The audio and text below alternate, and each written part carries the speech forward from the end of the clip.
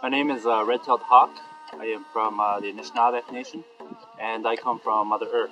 Our vision has been co-opted and corrupted into thinking that we have to adopt into this capitalistic way of life. And as you can see, our people are sick, and there's nothing that the colonial government is doing to uphold their end of the bargain. So like our people are dying, they're sick, they're alcoholic, they're dying of diseases, and it is all a byproduct of this way of life. It's a failed system, and it's going to crash. And what Oshkimaadzig Unity Camp for is so that people can find a way so that they can get connected back with the land, to have that spiritual connection. And if people can come back to Council Rock, where we have here, and see a piece of history that our people are directly tied to this land. And so what our vision is, well, at least what my vision is to get people to be connected back to the land and to start that Biskabion. That Biskabion means we are returning. So we are returning to our natural ways. And I think that's what the greatest importance is to build up Anishinaabe Nation by building up from the individual. So once the individual can sort of get a sense of who they are as an Anishinaabe person and understand what the roles and responsibilities are as an Anishinaabe person, then we have at least a foundation to go forward. We're here at Council Rock. It's a traditional gathering place for our people, which is a sacred gathering place which is interwoven in the Haudenosaunee and Ojibwe friendship belt.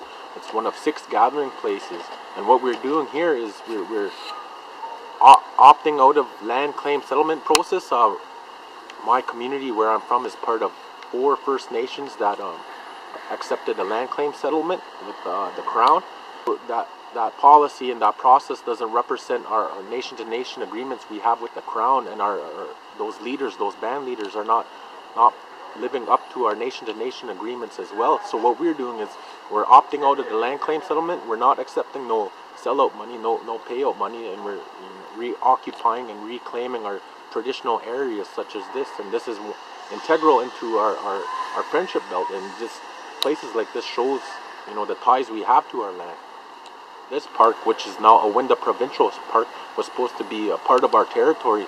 When we moved to Christian Island, they thought we abandoned this, so they made it into a provincial park. So now we're reclaiming this area, repossessing it.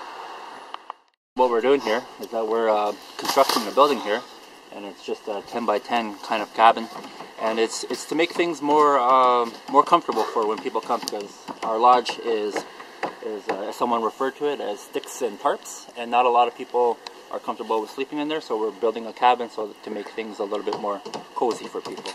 As we move forward, we start educating other people, settler people, and all the other nations that are out here about their roles and responsibilities. The principles of the Two Row are peace, coexistence, and non-interference. And it's clear that the government isn't following those rules, so it falls upon us to really work to fulfill those obligations that was set out back, in the 1600s. In the Two Row Wampum and the Beaver Belt and all the other treaties that sort of overlap in these areas.